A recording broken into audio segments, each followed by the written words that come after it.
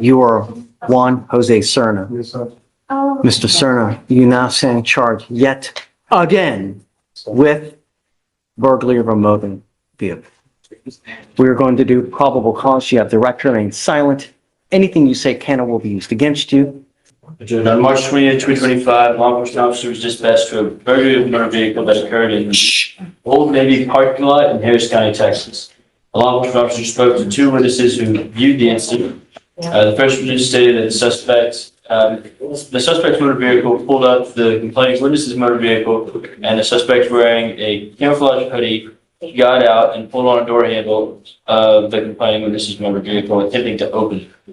That set off the alarm of the motor vehicle, and the first witness advised that the suspect got back into a car, drove off to another area of a parking lot, parked and waited for the alarm to stop alerting. The first witness stated that once the alarm stopped making noise, the suspect jumped back over to the complaining witness' motor vehicle, parked, and the suspect in the passenger seat got out and was able to make entry into the complaining witness's motor vehicle. The complaining witness advised that she was walking up to a motor vehicle when she saw a Hispanic male wearing a camouflage jacket sitting in the driver's seat of her motor vehicle. The complaining witness stated that the suspect saw her walking up, jumped out of her motor vehicle, got into the passenger side of a waiting vehicle with an unreadable plate, and the complaining witness then heard the male tell the driver, "Go, go, go." Another law enforcement officer advised he was patrolling when the gold Tahoe that the suspect was observed in passed him at a high rate of speed. Traffic stop was initiated, and the law enforcement officer was able to send pictures from the witness showing the suspect motor vehicle leaving the location to another law enforcement officer who was able to verify the suspect's motor vehicle. After further investigation and search of the suspect, a camo jacket was found in the rear seat, and a flat-pointed screwdriver consistent with the tool that would be used to break a lock on the complaining witness's door. It was both that were attempting to B&B. Yes, Your Honor. Yeah. The defendant is the registered owner of the vehicle, but the motor vehicle was displaying a counterfeit tag that did not come back registered to So Mr. Serna is the one that owns the Tahoe? No, I apologize, Your Honor. Mr. Serna is the second. Looks like the second individual that was in the passenger, that was in the driver's seat whenever the complaining witness came out of the vehicle, is not the owner of the vehicle. Judge, if I may, the complainant or the witness stated that she saw a Hispanic male with a camouflage hoodie. When they were pulled over, there's two people in the vehicle. The camouflage hoodie was not on my client, so I'm saying that there's no probable cause. They have both of them in the car, being car. The both of them in the car? That's what, according to you, right? Yes, Your Honor. Both individuals. Were in the car attempting to. I have the. Because I thought it read that one person wearing a camouflage hoodie was in the car. That was the second one. So the first person goes in, gets out, and then that's when the other one goes in. And then at that point, the complaining witness comes up and tells them to take off. Mr. Serna, let's go through your stuff. Theft of wire or cable. Theft. Trespass. Evading arrest. Burglary of a motor vehicle. Theft. Assault of a family member. Attempted burglary of a motor vehicle. Burglary of a motor vehicle. Theft. Third. Burglary of a motor vehicle. Unauthorized use of a motor vehicle. Evading arrest in a motor vehicle. Burglary of a motor vehicle. Assault. Possession of marijuana. Robbery. Felony theft. Assault, a prior, now a felony. Another felony assault. Unauthorized use of a motor vehicle. Tampering with a government record. Felony theft. Unauthorized use of a motor vehicle. And now open, you have unauthorized use of a motor vehicle, felony theft, burglary of a motor vehicle, and possession of a criminal. What on earth do we need to do to keep our county safe? It's a rhetorical question, but I don't know what on earth we need to do to ensure that our county and our cars are safe. You live in Houston, dude. You don't live in Montana or Wyoming. People like their guns and they like their cars. And when you muck with the wrong person, they're going to shoot your ass dead. It happens time after time. Judge, he's due in felony court tomorrow for his felonies. His bond is currently set at $10,000 for this misdemeanor. Can we reset till Friday to see what happens in felony? I'm asking the court to not revoke his bond. His bond is set at $10,000. I'm asking the court to keep it in place. So there's nothing for me to revoke because he has not made bond on In felony, correct. You're now being held at no bond on at least 2 of the felony cases that I see.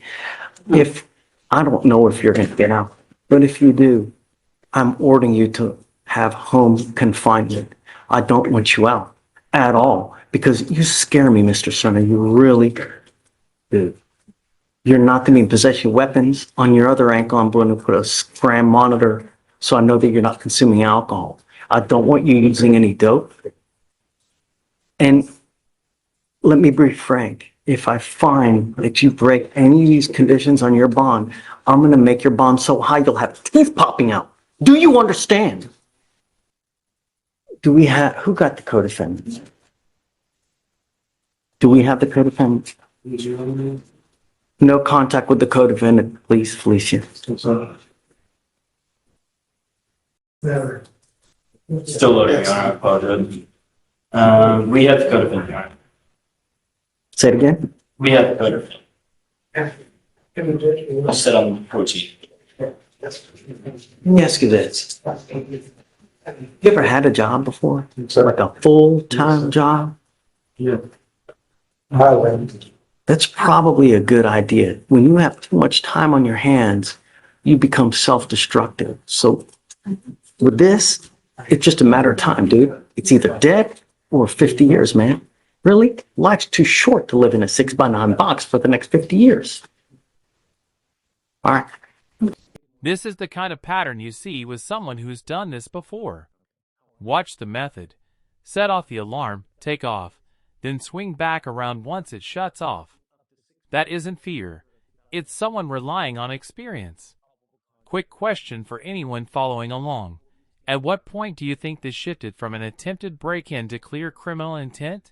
I'm here about Katrina Key.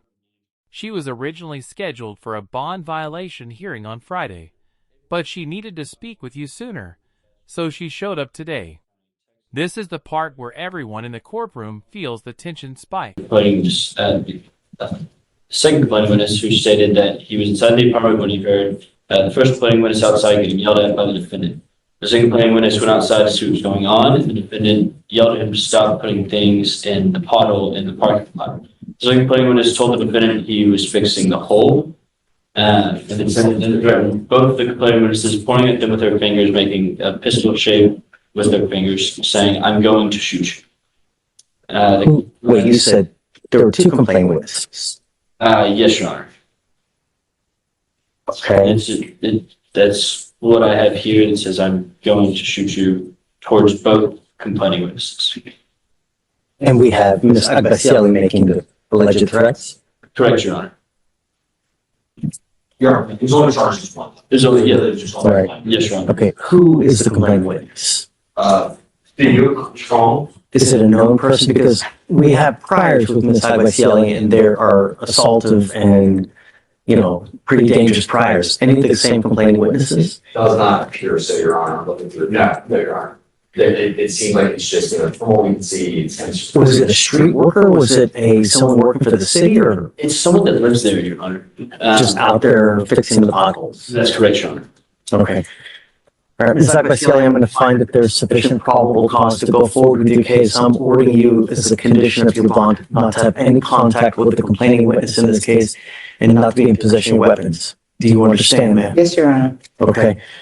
Do you have the ability to hire a lawyer, ma'am? Yes, Your Honor. Okay, we can give you time. So what I'll have you do now is I'll have you sign a receipt of Victoria while you take a seat, while we draft the bond conditions, let you sign. Yes, Your Honor. Please, ma'am, don't pick up any new cases. Just don't have contact with these people. I don't want to have to put you in jail, you know? Your Honor, it was the same thing the last time, the Just, last case. just please be careful, you know? Yeah. Really. People make false allegations all the And I time. get it. There's always two sides to the story. That's why you have a lawyer. That's why we'll give you time. The evidence will point to whose side is correct. Yeah, and I you do know. have them. So, please. Good morning, Mr. Kyles. Sir, you're charged with deadly conduct. You're facing up to a year in jail and or a $4,000 fine. We're going to do probable cause. You have the right to remain silent. Anything you say can or will be used against you. You have the right to have an attorney present. If you cannot afford one will be appointed to you, sir. On April 2nd, 2025, in Harris County, Texas, a law enforcement officer was dispatched from an apartment complex and spoke to a complaining witness who said that she was laying in her bed and was awoken by her son, the defendant, screaming. And then she heard 2 gunshots go off in the apartment. The complaining witness then got out of bed and took the gun from the defendant, hid it, and called 911. Upon arrival, the law enforcement officer recovered the weapon, along with 2 fired shell casings and 2 fired slugs matching the caliber of the pistol fire. Upon contact with the defendant, the law enforcement officer noticed the odor of alcoholic beverage and that the defendant was wet while fully clothed. The defendant stated he had So, the defendant was what? wet while fully clothed. Wet while fully clothed. Okay. Sure. The defendant stated he had been drinking alcohol and smoking marijuana and that he fired the firearm in the apartment. The defendant stated he was wet because he dumped a bucket of water on himself. The defendant stated that he was paranoid at the time. Mr. Kyles, I'm sending you for a drug test. I want to know what, if anything, was in your system. You're to come right back. I will appoint you a lawyer today, but you're not to use alcohol or illegal drugs. If I find that you're using, it's not going to go well for you. You're also not to be in possession of weapons. Do you understand? So, do you guys have a rip done on this case? Do we Yes, know sir. whether she wants him back at home or no? I made contact with the claimant, Your Honor. However, she did not wish to talk with me about the incident after. She want to talk to you? No, Your Honor. Okay. Don't be in possession of weapons, Mr. Kyles. You know, I don't want to have to put you in jail and make your bond high. I don't know if you have anyone in this life that is prepared to pony up $5,000 to $10,000. So when you're out there in the free world, if you don't have anyone that's going to, you know, pony up that money for a bond, you'll be stuck like Chuck in there. So be careful. All I want is my city safe. Do you understand? Yes, sir. Okay, so what we'll do is I'll appoint you a lawyer today. Or do you have the ability to hire a lawyer, or would you like a court-appointed lawyer? You can appoint me a lawyer, and I may consider hiring one if the understanding is not I understood. just want to know whether you want a court-appointed lawyer or not. Yes, I sir. can Yes, appoint sir. you a lawyer today. I'm sending you for a drug test. I want to know what, if anything's in your system, come back, and then I'll have a lawyer waiting for you. Okay. Okay, please. The financial affidavit or no? I'm sending you for a drug and alcohol test right now, ma'am. But unacceptable. You're on bond for DWI, and you now you're allegedly consuming alcohol. No. Yeah, I spoke with the Scram people and she said that was not it. It's not an alcohol violation. She doesn't know if alcohol my, was detected during both tamper events. But they cannot be confirmed because of the nature of the tamper. I haven't had a drink since I was arrested, Your Honor. I've done everything this court has asked me to outside of looking for a job and everything. I have had no problems. I've called Scram about my device, because I have neuropathy swelling once it goes down. So she said it was loose. I asked them. The only thing that I did on Saturday and Sunday, which can be confirmed by my GPS monitor, I went to my son's basketball game. I left my house, went to my son's basketball game, from the game back. Let's I do have this. not done anything. Lisa, do you mind sending her for a test right now, please? I'm going to send you for a test. You Okay. come back. Do you No problem. understand? We'll deal with the violation when you come back. Okay. Just please take it. About it. We can just. For the DVR? No, Oh, she sorry, her drug test was presumptively negative, Judge. ever test positive again, I'm going to keep you. Judge, it was a Scram temper. Oh. If you ever tamper with the device again, I'm going to keep you. I'm doing everything in my power not to revoke your bond. Do you understand? I don't care what it is. If there's a problem with your device, you need to go have it switched out, go get it looked at, but I will not entertain any more excuses from you. No tolerance. Do you understand? Yes. Okay, all right. Did she address my, curfew? My lawyer was supposed to ask her about my curfew because I got a job and I started today. And the job is from 5 p.m. to 6 a.m. at Igloo. And I have the letter saying that I've been accepted for the job. Does she have something open elsewhere as well? She had a deed to open at Austin County, Your Honor. It's still open? It's not still open. I'm not sure if she pled, but, or what happened, but looks like she's on probation now.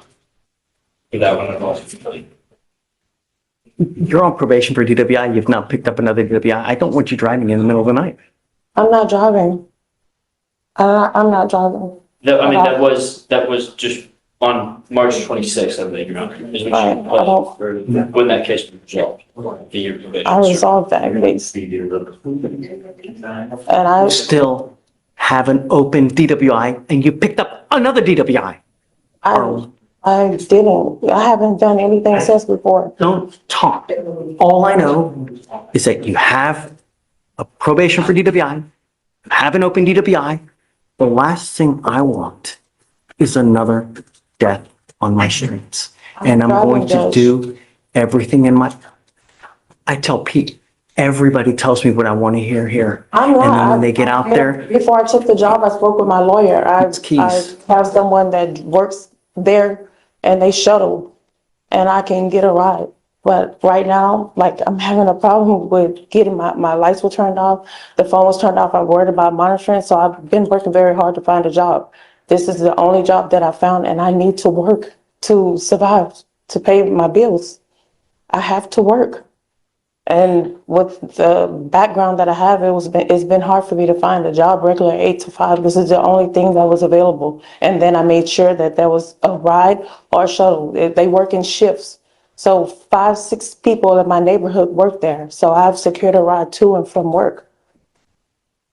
proof of employment that you actually have a job working I there. have it. My lawyer have it and I have the email Have you right get here. with your lawyer, I want to see actual proof that you're working there. And then we'll put a GPS monitor on you, I have a monitor. I have GPS monitor already. exact address, so that we know that you're going to and from work.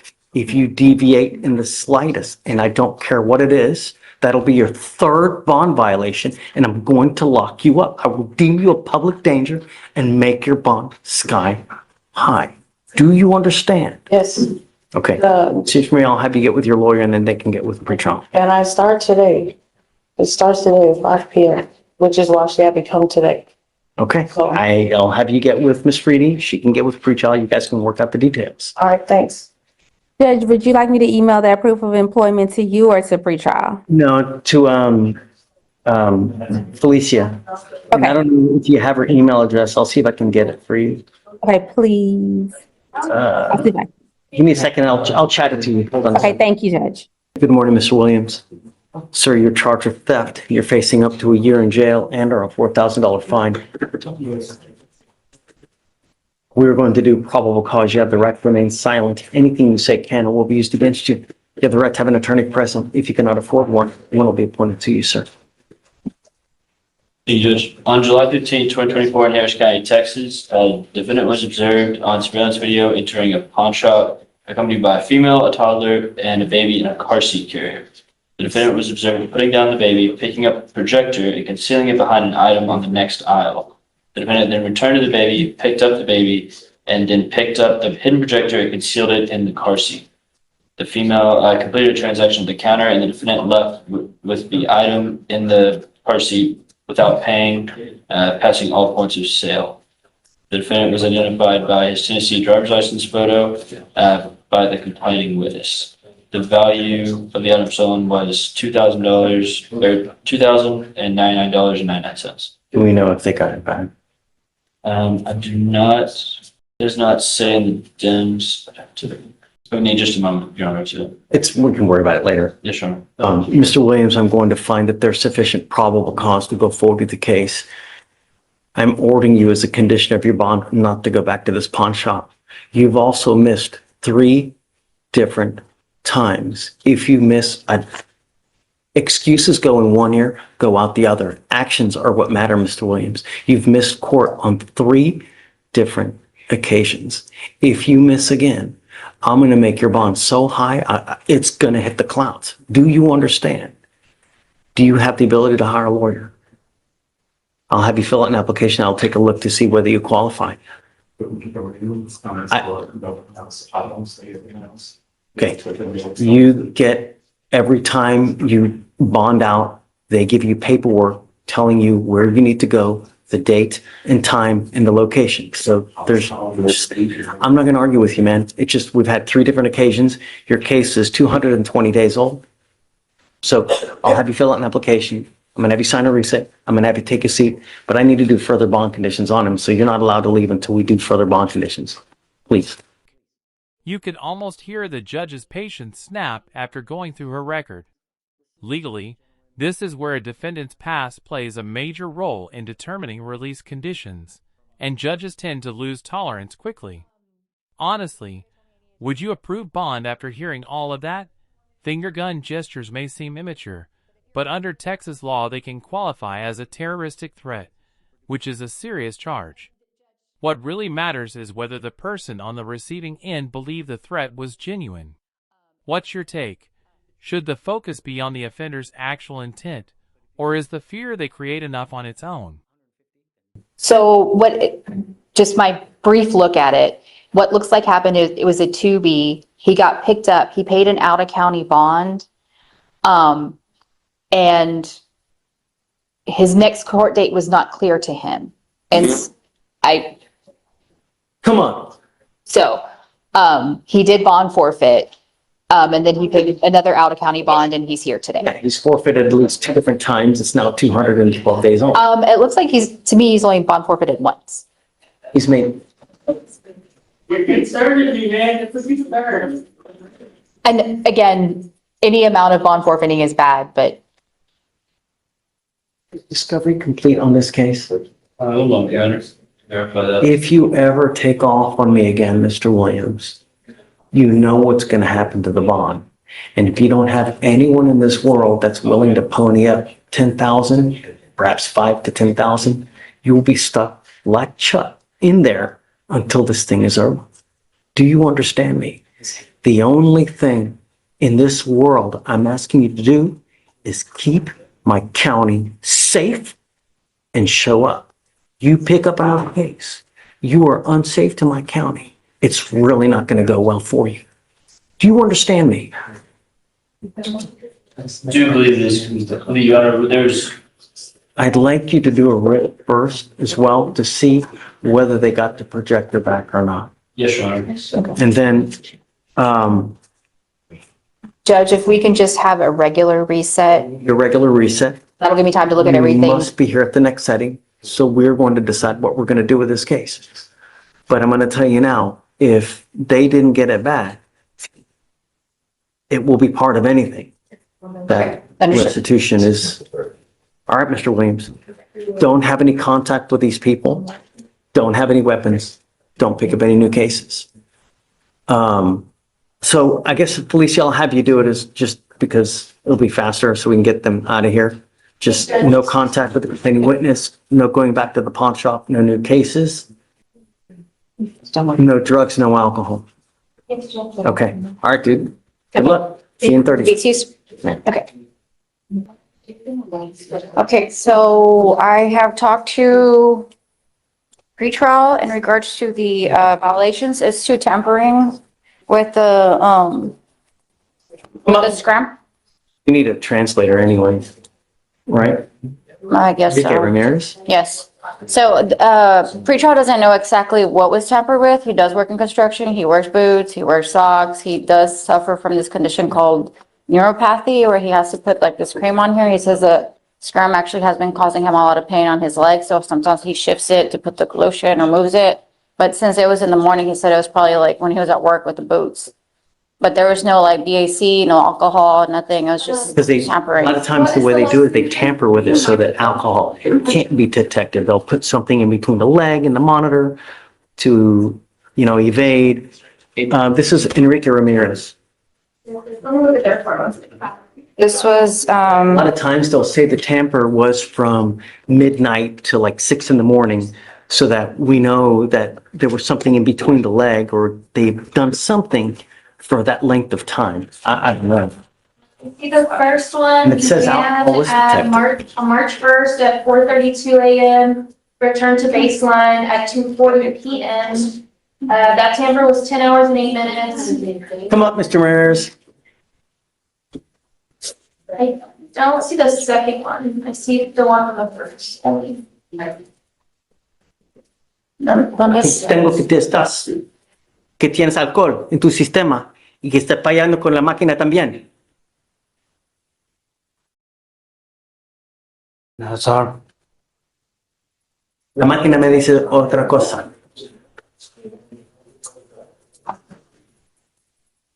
I don't know what to tell you, Ms. Solis, but Oh, I mean, pretrial doesn't have knowledge as far as like what was the tampering.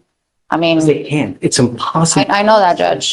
All we know is that the device was not detecting his skin for certain period of time, and at the same time, alcohol is detected. ¿Dónde estás el día primero y el día 8? So let's do this. I need to get a translator here so I can properly translate and let him know what I'm going to. Oh, Blasa. Yes. Can I borrow you for a second, please? I just need you to help me translate. Oh, okay.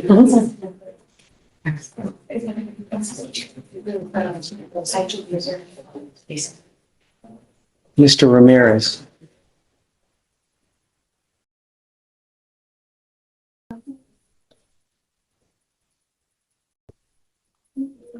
You were instructed not to tamper or remove the device. We have 2 tamper events here, where on March 1st at 6:33 a.m. and the second one on March 10th of 2025 at 11 a.m. Alcohol was detected on the first event. Alcohol was not detected during the second tamper event. That's what I have.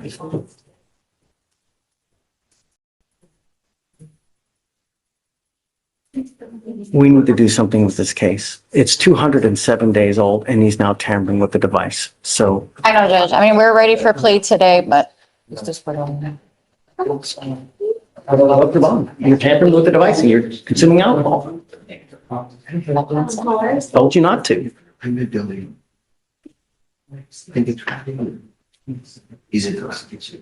Let's do this. I'll send it for a drug and alcohol test right now and he'll. yeah, Judge, yeah, because he has no status. If he goes in custody, he will get a nice hold. I have admonished you ad nauseum not to violate conditions, because if you go to jail, there will be serious consequences. And we now have tamper events and a positive alcohol rating. I am now going to send you for an alcohol and drug test right now. I want to know what, if anything, that you will test positive and you're to come right back. And we'll see. Yeah, because he does say,